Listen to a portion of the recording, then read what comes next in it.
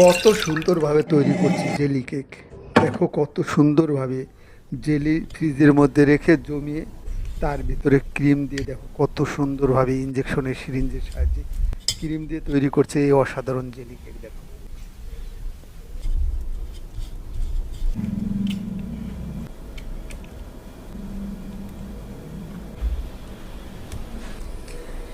ইঞ্জেকশনের সিরিঞ্জের সাহায্যে জমা জেলিতে দেখো কত সুন্দরভাবে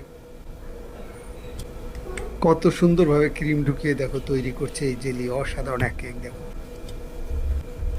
কত সুন্দরভাবে তৈরি হয়ে গেল কেক।